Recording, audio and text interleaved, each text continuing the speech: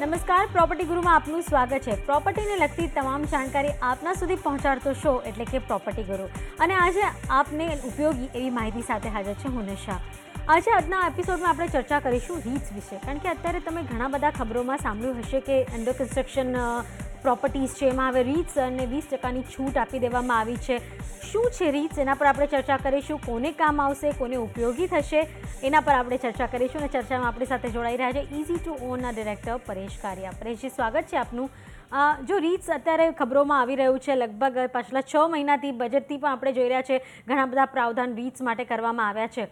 Actual આ Ritz જે છે એ વિદેશોમાં ખાસું પોપ્યુલર છે, પણ કદાચ ભારતીયો માટે એટલું અવેર નથી ભારતીયો એટલા। તો શું છે રીટ્સ, પહેલાં તો એ જાણવા માંગીશ। જો રીટ્સની ડિસ્કશન ઘણા વખતથી આપણે અહીંયા થઈ રહી છે। લગભગ 3 વર્ષથી આપણે સાંભળવામાં આવે છે કે રીટ્સ ઇન્ડિયામાં આવશે, અને હવે આપણને ફાઇનલી લાગી રહ્યું છે there are some technical issues, એની લીધે લોન્ચ નહોતું થઈ શકતું, ને હવે રિસન્ટ બજેટમાં ઘણી બધી ક્લેરિફિકેશન્સ આવી છે રીટ્સને લઈને। તો એ જોતાં લાગે છે કે REITs will now become a reality in India. તો આપણે it is of course REITs is actually an investment vehicle છે, એના થ્રુ ઇન્વેસ્ટમેન્ટ આપણે રિયલ એસ્ટેટમાં કરી શકાય છે। આ કોન્સેપ્ટ બહુ જ પોપ્યુલર છે ઓવરસીઝમાં, ખાસ તરીકે યુએસ અને સિંગાપોર માર્કેટમાં ઇટ ઇઝ વેરી પોપ્યુલર। તો લેટ અસ અન્ડરસ્ટેન્ડ હાઉ આ રીટ્સ એકચ્યુઅલી છે શું। ઇટ્સ સમથિંગ સિમિલર ટુ આ મ્યુચ્યુઅલ ફંડ। મ્યુચ્યુઅલ ફંડમાં કેમ ઇન્વેસ્ટર્સ પૂલ કરીને રિસોર્સિસ ઇન્વેસ્ટ કરે, and then you have fund managers જે ડ્યુ ડિલિજન્સ રિસર્ચ કરીને સ્ટોક્સમાં ઇન્વેસ્ટ કરે। On the similar lines, REITsમાં બી investors, institutional investors as well as retail investors, એ લોકો સ્મોલ અમાઉન્ટ કે લાર્જ અમાઉન્ટ કોન્ટ્રીબ્યુટ કરીને એક પૂલ ભેગું કરે, અને દેર આર ફંડ મેનેજર્સ કે રીટ્સના મેનેજર્સ હોય, એ આ મનીને ડિફરન્ટ પ્રોજેક્ટ્સમાં ઇન્વેસ્ટ કરે। આ ઇન્વેસ્ટમેન્ટ ક્યાં થઈ રહી છે? As per the existing guidelines રીટ્સનું વધારે પડતું ઇન્વેસ્ટમેન્ટ થશે ઇન્કમ અર્નિંગ એસેટ્સમાં। ઇન્કમ અર્નિંગ એટલે એ ટાઈપની પ્રોપર્ટી જ્યાંથી એ લોકોને રેન્ટલ ઇન્કમ થાય।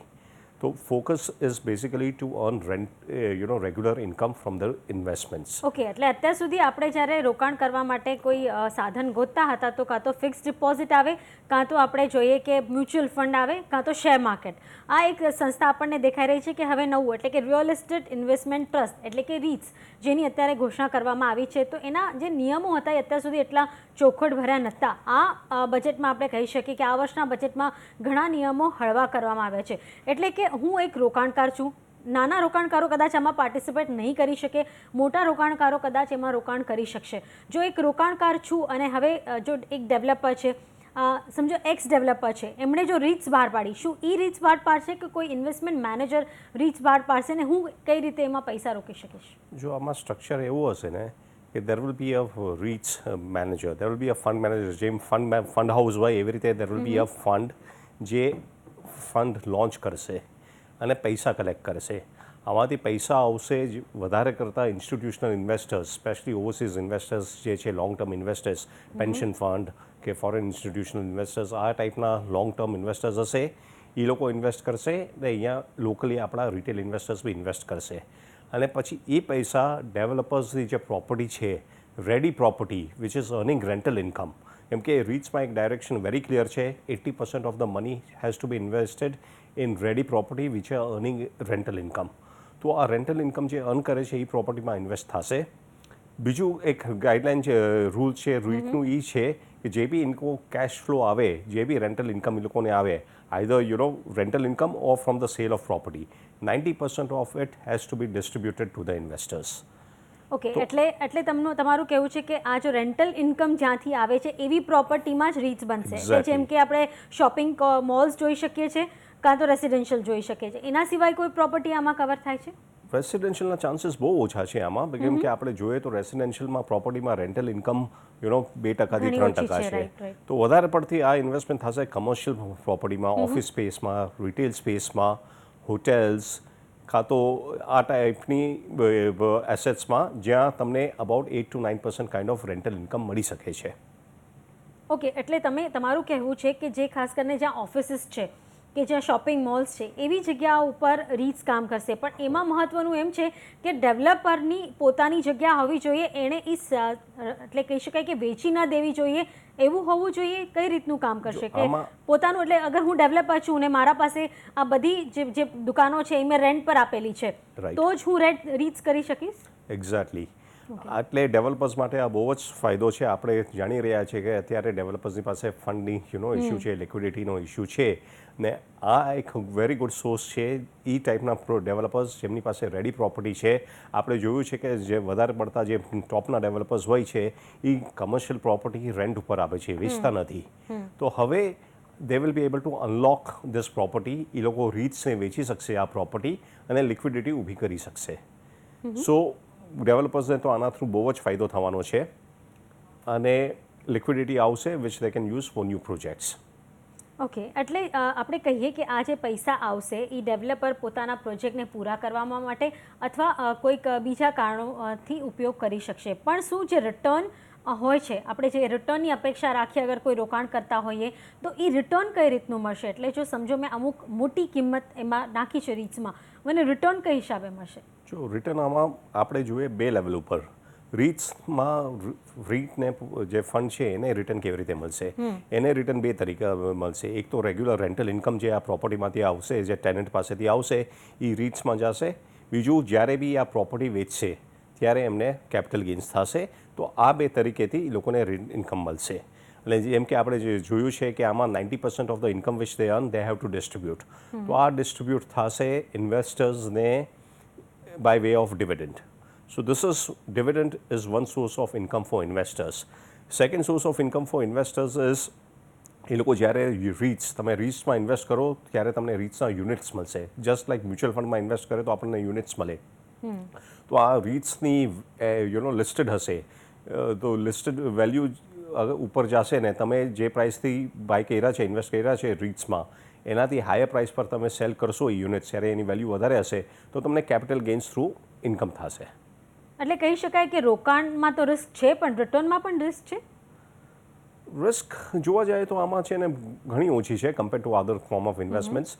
કેમ કે આમાં જે પ્રોપર્ટીમાં જે ઇન્વેસ્ટ કરશે એ એ ગ્રેડ કમર્શિયલ પ્રોપર્ટી હશે which will be let out to top kind of corporates. તો આ મોટા કોર્પોરેટ્સ પાસેથી તમને assured rental income, more or less assured income, rental income હશે. એટલે તમારી રિસ્ક તો બહુ જ ઓછી હશે because one is you have an underlying asset. It's not a paper kind of investment. તમારે રિયલ ફિઝિકલ એસેટ છે અને તમે એ ગમે ત્યારે લિક્વિડેટ કરી શકો છો. બીજું, rental income is also more or less એનો flow will be more or less assured. તો આપણે કહી શકીએ કે આમાં risk is limited but at the same time return બી આમાં લિમિટેડ હશે. કેમ કે ટિપિકલી આપણે જોઈએ રેન્ટલ પ્રોપર્ટીમાં, કમર્શિયલ પ્રોપર્ટીમાં rental income is about 7 to 8%. ક્યારેક તમને 9% બી મળી જાય but on an average it is you can say about 8%. આમાં તમે એડ કરો કે ચલો પ્રોપર્ટીની વેલ્યુ વધીને થોડું કેપિટલ ગેઇન્સ બી થયું તો on an average you can expect REIT can expect a return of around 10%. એમાંથી આપણે રીટના જે મેનેજમેન્ટને ફીસ કાઢીને ડિડક્ટ કરીએ બધા એક્સપેન્સીસ તો investors can expect a return of about 7 to 8% from a REIT investment. Okay, એટલે એક તમારી પાસે રોકાણ માટે ઓપ્શન બની રહે છે કે તમે ફિક્સ ડિપોઝિટ હોય, મ્યુચ્યુઅલ ફંડ હોય, એના સિવાય પણ તમે 7 થી 8% રિટર્ન હવે મેળવી શકો છો. અને લગભગ આ જ એક રિટર્નની રેશિયો લગભગ તમને ફિક્સ ડિપોઝિટ કે મ્યુચ્યુઅલ ફંડમાં મળતા હોય છે. પણ જે રીતે આપણે આ બધા રોકાણની જોઈએ તો એક ફિક્સ મર્યાદા હોય છે, 1-1.5 વર્ષ માટે, 2 વર્ષ માટે. રીટ્સમાં એવી કોઈ સમય મર્યાદા છે કે આટલો વખત માટે આ રોકાણ કરી શકાય ને એટલા વખતમાં વળતર મળી જવું જોઈએ? રીટ્સમાં એવું અત્યારે તો કંઈ રેગ્યુલેશન નથી કે તમારે રાખવું પડે but it is always advisable. REITs is a long term investment. જેમ કે આપણે જોયું કે રેન્ટલ ઇન્કમ 7-8% જ આપણને મળશે આમાંથી બટ કેપિટલ એપ્રિસિએશન જે પ્રોપર્ટીનું થશે that will happen over a long period of time. તો તમે લોંગ ટર્મ પીરિયડ માટે 7 years, 8 years માટે આમાં ઇન્વેસ્ટેડ રહેશો so you will get safe as well as maybe slightly higher returns. લાંબા ગાળા સુધી રહીએ તો કેટલો 20-25 વર્ષનો સમયગાળો? અબાઉટ 8 years, 10 yearsનું તમે ઇન્વેસ્ટમેન્ટ કરો તો તમને ડબલ ડિજિટમાં રિટર્ન મળી શકે છે આમાં. કેમ કે જે પ્રોપર્ટીમાં એ લોકો ઇન્વેસ્ટ કરશે એનું કેપિટલ એપ્રિસિએશન તો થવાનું જ છે. તો એનું benefit over the period of time તમને મળશે. અને બીજું જ એક ઇમ્પોર્ટન્ટ થિંગ અબાઉટ રીટ્સ, અત્યાર સુધી કમર્શિયલ પ્રોપર્ટીમાં રિટેલ ઇન્વેસ્ટર્સ ઇન્વેસ્ટ નથી કરી શકતા બિકોઝ કમર્શિયલ પ્રોપર્ટીમાં ઇન્વેસ્ટ કરવા માટે તમને you need a huge amount.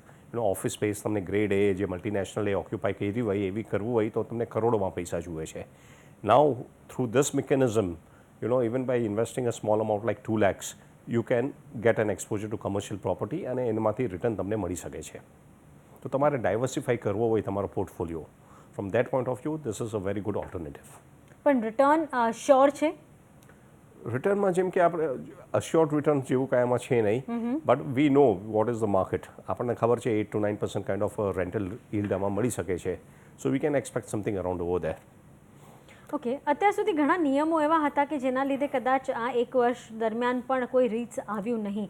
અત્યારે થોડા નિયમ હળવા કરીને એમાં બીજું એક ઉમેરો થયો છે કે લગભગ અંડર કન્સ્ટ્રક્શન એટલે કે બાંધકામ હેઠળ એવા રહેણાંક કે જે પ્રોપર્ટીઝ છે એમાં પણ રીટ્સ આવી શકે છે, એટલે 20% રીટ્સ કરી શકાય. એ કઈ રીતે પોસિબલ છે? હા, એટલે જેમ કે આપણે જોયું કે 80% of the investment has to be in property which is ready and earning income. હવે આ ટાઈપની જે પ્રોપર્ટી રેડી છે એમાં return is going to be limited. તો રિટર્નને ઇન્ક્રીઝ કરવા માટે એ લોકોને 20%ની રૂમ આપી છે કે 20% તમે અંડર કન્સ્ટ્રક્શન પ્રોપર્ટીમાં ઇન્વેસ્ટ કરી શકો છો. હવે અંડર કન્સ્ટ્રક્શન પ્રોપર્ટીમાં આપણે જોયું છે કે એપ્રિશિએશન વધારે થાય છે, કેપિટલ એપ્રિશિએશન થાય છે. તો આ એક ફ્લેક્સિબિલિટી આપી છે રીટ્સને કે તમે તમારી ઇન્કમને એનહાન્સ કરવા માટે અંડર કન્સ્ટ્રક્શન પ્રોપર્ટીમાં બી 20% સુધી ઇન્વેસ્ટ કરી શકો છો. તો ઓવરઓલ જોયું કે રીટ્સ એક કહી શકાય રોકાણ માટેનો જ એક ટૂલ છે, એટલે કે રિયલ એસ્ટેટ ઇન્વેસ્ટમેન્ટ ટ્રસ્ટ છે જે તમારા પૈસા આ રિયલ એસ્ટેટ પ્રોજેક્ટ્સમાં નાખશે અને ત્યાંથી જે રેન્ટલ ઇન્કમ આવશે એના 90%ની જે રેન્ટલ ઇન્કમ હશે એ રીટ્સના જે રોકાણકારો હશે એમને મળશે. એટલે તમને લગભગ આશરે 7 થી 8% રિટર્ન તમને અહીંયાથી રીટ્સમાંથી મળી રહેશે. પણ મોટા ઇન્સ્ટિટ્યુશનલ અથવા મોટા રોકાણકારો છે તે આમાં રોકાણ કરી શકે છે, ના કે નાના રોકાણકારો. તો આ ખાસ સમજવા જેવું હતું કે રીટ્સ શું છે અને કઈ રીતે કામ કરે છે. તો મોટે ભાગે બધી જ માહિતી આવી ગઈ છે. કોઈ એવી માહિતી લાગે છે પરેશજી જે છૂટી જતી હોય? આઈ થિંક હવે આપણે રેગ્યુલેશન જ્યારે લોન્ચ થાય છે લીડ્સ ત્યારે વધારે ખબર પડશે. અત્યાર સુધી તો બધી ક્લેરિટી આવી ગઈ છે. તો હોપફુલી 6 મહિનામાં within 6 months we can see first REITs getting launch. અને એક વખત લોન્ચ થશે ત્યારે વધારે ક્લેરિફિકેશન આવશે કે આમાં કેવી રીતે મેનેજ થાય અને હોપફુલી ચેન્જીસ થતા રહેશે. હોપફુલી 6 મહિનાની અંદર એક રીટ્સ આવશે અને ત્યારે એ કઈ રીતે એનું મેકેનિઝમ છે એ જોઈને પછી કદાચ બીજા રીટ્સ આવવાની પહેલ થાય અને રોકાણકારો આગળ આવે અને એમને સારા રિટર્ન મળે એવી જ આશા. તો રીટ્સને તો સમજી લીધું છે, પણ આપણા રોકાણકારોની મૂંઝવણનો ઉકેલ મેળવવાનો સમય આવી ગયો છે. સૌથી પહેલાં સવાલ આપણને મળ્યો છે ઈમેલ દ્વારા રાજેશ પટેલનો. તેમણે પૂછ્યું છે કે હાલમાં જ દિલ્હી હાઈકોર્ટનો અંડર કન્સ્ટ્રક્શન પ્રોપર્ટી પર સર્વિસ ટેક્સ ન લાગે એવો આદેશ આવ્યો છે. તો એમને જાણવું છે કે હાલમાં અંડર કન્સ્ટ્રક્શન પ્રોપર્ટીમાં સર્વિસ ટેક્સ ભરવો પડશે કે નહીં? હા, એક બહુ જ ઇમ્પોર્ટન્ટ ક્વેશ્ચન એમને રેઝ કર્યો છે. હાલમાં જ આપણે જોયું છે કે દિલ્હી હાઈકોર્ટે ઓર્ડર પાસ કર્યો છે કે અંડર કન્સ્ટ્રક્શન પ્રોપર્ટીમાં તમારે સર્વિસ ટેક્સ ના ભરવો પડે. આ એક ટેકનિકલ રીઝનની લીધે એ લોકોએ આ ટાઈપનો ચુકાદો પાસ કર્યો છે. હવે આપણે ખબર છે કે આપણે છેલ્લા 3-4 વર્ષથી service tax under construction property પર પે કરી રહ્યા છે. અને આ ચુકાદો આવ્યા પછી બી મને નથી લાગતું કે વધારે રિલીફ રિટેલ ઇન્વેસ્ટરને અત્યારે મળી શકે છે, હાઉસ બાયર્સને. કેમ કે આ એક તો દિલ્હી હાઈકોર્ટનો ઓર્ડર છે અને there is every possibility that the government may go to the Supreme court against this order. કેમ કે આ ઓર્ડરની જો પાસ થઈ જશે, એપ્લિકેબલ થઈ જશે તો ગવર્મેન્ટને બહુ જ ભારી પડશે. એક તો એમનું not only future source of income, આપણને ખબર છે કે service tax is a big source of income from government, અને ફ્યુચર સોર્સ ઓફ ઇન્કમ એ લોકોની બંધ થઈ જશે ફ્રોમ ધીસ આ જરિયામાંથી. પણ એ લોકોએ જે ટેક્સ કલેક્ટ કર્યો છે એ બી રિફંડ કરવો પડશે પ્રોપર્ટી બાયર્સને અલોંગ વિથ ઇન્ટરેસ્ટ. અને આ it's could be a serious problem for the government, not only from financial point of view, from the administrative point of view. કેમ કે એટલા બધા લોકો છે એમને રિફંડ કેવી રીતે કરશે? પણ તમે જુઓ તો એક રીતે સર્વિસ ટેક્સ એના પર લાગે છે એ આપણે લક્ઝરિયસ પ્રોડક્ટ્સ હોય અથવા આપણે એના પર કોઈક આનંદ મેળવી શકતા હોય, જેમ કે આપણે કોઈ શોપિંગ કરવા ગયા, ક્યાંક જમવા ગયા, એવા પર જો સર્વિસ ટેક્સ લાગે છે તો સમજીએ કે ચલો આ એક લેઝરની વસ્તુ છે જેને તમે આનંદ માણવા જઈ રહ્યા છો. પણ ઘર એક એવી વસ્તુ છે જેના પર આપણે કદાચ એક આખા જીવનભરની મૂડી લગાવી દેતા હોઈએ છીએ, એના પર સર્વિસ ટેક્સ યોગ્ય છે ખરો? જો ગવર્મેન્ટનું ડેફિનેશન એ છે કે હમણાં જુલાઈ 2012 પછી ગવર્મેન્ટે ડેફિનેશન સર્વિસ ટેક્સનું ચેન્જ કરી નાખ્યું છે. અને બધી ટાઈપની services, every kind of services, તમે ટેલિફોન યુઝ કરો છો ટેલિફોનમાં લાગે છે સર્વિસ ટેક્સ, ઇન્ટરનેટ યુઝ કરો છો એમાં લાગે છે, ટ્રાવેલ કરો છો ટ્રાવેલની ટિકિટ બુક કરો છો બધામાં સર્વિસ ટેક્સ લાગે છે. તો એક્સેપ્ટ 5-6 આઇટમ્સ જે ગવર્મેન્ટે લિસ્ટમાં રાખ્યું છે એ છોડીને બધી જ આઇટમ ઉપર સર્વિસ ટેક્સ લાગે છે. ગવર્મેન્ટનો વ્યૂ એ છે કે જ્યારે ડેવલપર બિલ્ડિંગ કન્સ્ટ્રક્ટ કરે છે he is providing a service. તો if is providing a service tax will be applicable. Okay, તો અત્યારે જે રીતે એમનો સવાલ આવે છે કે તો એમને અત્યારે ભરવો પડશે કે નહીં, તો એના પર શું ઉકેલ હોઈ શકે? જો અત્યારે તો આપણે એવું કાંઈ ક્લેરિફિકેશન ક્યાંયથી આવી નથી. ડેવલપર્સ બધા સર્વિસ ટેક્સ કલેક્ટ કરી રહ્યા છે. એ લોકો પાસેથી એવી કાંઈ નોટિફિકેશન ગવર્મેન્ટ પાસેથી નથી આવી કે તમારે ટેક્સ નથી કલેક્ટ કરવું. તો developers will continue two collect service tax. અને જેમ કે મેં કીધું કે આમાં એવરી પોસિબિલિટી છે ગવર્મેન્ટ આ કોર્ટની અગેન્સ્ટ સુપ્રીમ કોર્ટમાં જાય. Once a matter goes in to Supreme Court તો પછી આ પર્ટિક્યુલર ઓર્ડર આવ્યો છે એ ઇમ્પ્લિમેન્ટ નહીં થાય. તો we'll have to wait till the time we get clarification from the Supreme Court. એક વખત સુપ્રીમ કોર્ટનો જજમેન્ટ આવી ગયો અને સુપ્રીમ કોર્ટ કહે કે આમાં ટેક્સ નહીં લેવી થાય તો રિલીફ મળશે બાયર્સને, હાઉસ બાયર્સે, અને there is a possibility they can claim refund. But એવી બી શક્યતા છે કે સુપ્રીમ કોર્ટનો ઓર્ડર આવ્યા પછી બી government can make changes in the service tax rules and રેગ્યુલેશન્સમાં, અને જે બી ટેકનિકલ ડિફેક્ટ્સ આ ઓર્ડરમાં આઈડેન્ટિફાઈ થઈ છે એ રેક્ટિફાઈ કરી અને ચેન્જીસ કરીને સર્વિસ ટેક્સ ઇમ્પ્લિમેન્ટ કરશે જ. તો આમાં ઓલ્થો ઓર્ડર પાસ થયો છે પણ મને નથી લાગતું એની બેનિફિટ હાઉસ બાયર્સને વધારે મળે. Because government is not going to let go of service tax on housing. કે સર્વિસ ટેક્સથી એમની ઘણી સારી આવક થાય છે, તો તેઓ જતી તો નહીં કરે. એના માટે ચોક્કસ એક સારી ફાઇટ આપશે. એટલે તમે અત્યારે લો કે પછી તમને કદાચ આપવું તો પડશે જ. અત્યારે એક સહુલિયત છે કે તમે અત્યારે આપી દો અને થાય ત્યાર પછી તમે રિફંડ માટે કદાચ એક એપ્લાય કરી શકો છો. અને તમને ઉતાવળ હોય તો તમે ઘર અત્યારે લઈને આ બધી પ્રોસિજર આગળ કમ્પ્લીટ કરી શકો છો. અધરવાઇઝ સુપ્રીમ કોર્ટનો જ્યાં સુધી ઓર્ડર નહીં આવે કે જ્યાં સુધી પોતે ડેવલપર સામેથી આના પર નહીં પહેલ કરે ત્યાં સુધી કદાચ આ જવું મુશ્કેલ દેખાઈ રહ્યું છે. પણ આ સિચ્યુએશન કદાચ ફક્ત આમની નહીં પણ ઘણા બધા એવા હોમ બાયર્સની હશે જે આજે ઘર ખરીદવા માગે છે અને એમના જો 2-3 લાખ રૂપિયા પણ એમાં બચી જતા હોય તો એક મોટી મૂડી થઈ જતી હોય છે જે કદાચ આના થકી બચી શકે. તો હજી એના પર થોડી ક્લેરિટી આવે પછી જ કોઈ નિર્ણય લઈ શકાય. એક્ઝેક્ટલી. આમાં હજુ એક પોઈન્ટ ધ્યાનમાં રાખવાનું છે કે જે તમે સર્વિસ ટેક્સ પે કરો છો ડેવલપરને, ડેવલપર પોતા પાસે નથી રાખતો. He puts deposits directly with the government. તો તમારે રિફંડ બી જોતું હોય તો you can not approach the developer. તમારે ગવર્મેન્ટ પાસેથી જ રિફંડનું લેવું પડશે. તો એના માટે કઈ ઓફિસમાં જઈને એમને અપ્લાય કરવું પડશે અગર અત્યારે તો રિફંડ જો કાંઈ આગળ આવ્યું તો? ક્લેરિફિકેશન નથી. અત્યારે તો ક્લેરિફિકેશન નથી. પછી ઇન કેસ કોર્ટનો ઓર્ડર આવે તો I am sure along with that order they will also guidelines આપશે કે કેવી રીતે આ રિફંડ કરવું. ઓકે, એટલે અત્યારે કોઈ જ સ્પષ્ટતા નથી આ નિર્ણય પર, એટલા માટે કદાચ આ કન્ફ્યુઝન હજી હોઈ શકે. પણ અમે આગળના એપિસોડમાં તમારી આ કન્ફ્યુઝન દૂર કરવાની ચોક્કસ એક પહેલ કરશું. આગળ વધી એક SMS આવ્યો છે. આગળનો સવાલ છે દીપક શુક્લાનો. તેમણે પૂછ્યું છે કે મારે ગોરેગાંવમાં 60 સ્ક્વેર યાર્ડનું બનેલું ઘર લેવું છે. મારું બજેટ લગભગ 80 લાખ છે. મને ગોરેગાંવમાં કયા પ્રોજેક્ટ મળી શકે? જો એમને કીધું છે 60 સ્ક્વેર યાર્ડ એટલે અપ્રોક્સિમેટલી અબાઉટ 650 જેટલું સ્ક્વેર ફીટ જેટલું 600-650 સ્ક્વેર ફીટ જેટલું હાઉસ થાય. તો ગોરેગાંવમાં વેસ્ટમાં એક પ્રોજેક્ટ આવી રહ્યો છે લિંક રોડ અને એસવી રોડની વચ્ચે સેઠિયા સી વ્યૂ કરીને. ત્યાં 1 BHK અપાર્ટમેન્ટ્સ મળી રહ્યા છે. અપ્રોક્સિમેટલી આ જ 650 સ્ક્વેર ફીટ જેટલું એનું બિલ્ટઅપ એરિયા છે અને 84-85 લાખ સુધીના બજેટમાં એમને આ મળી શકે છે. લોકેશન ઘણું સારું છે. Project is at advance stage of construction ને 6 મહિના કે વર્ષની અંદર જ આનું પોઝિશન બી મળી જશે. તો આ એક ઓપ્શન ગોરેગાંવમાં છે. આ સિવાય મલાડ ઈસ્ટમાં બી એમને જોતા હોય તો એક નવું પ્રોજેક્ટ લોન્ચ થયું છે ટાવર 28 કરીને મલાડ ઈસ્ટમાં સ્ટેશન પાસે જ છે.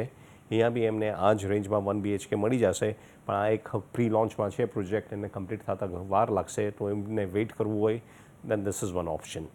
આના સિવાય આગળ હાઈવેમાં કાંદિવલીમાં રિવાલી પાર્ક કરીને એક પ્રોજેક્ટ બની રહ્યો છે which is a very good township project. અહીંયા બી 1 BHKનું ઓપ્શન છે.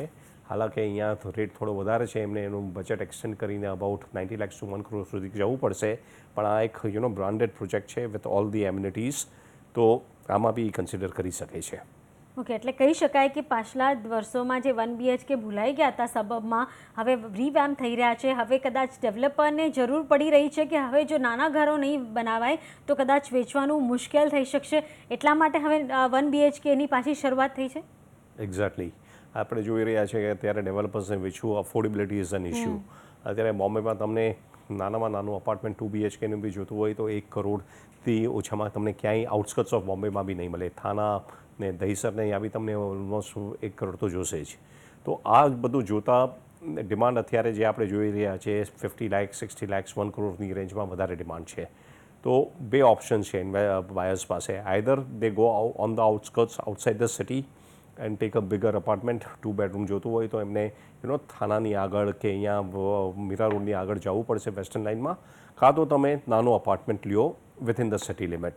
તો નાના અપાર્ટમેન્ટની ડિમાન્ડ ઘણી છે, વેરાઝ સપ્લાય નથી, બિકોઝ બિલ્ડર્સને એટલું પ્રોફિટેબલ નહોતું નાના અપાર્ટમેન્ટ બનાવવું.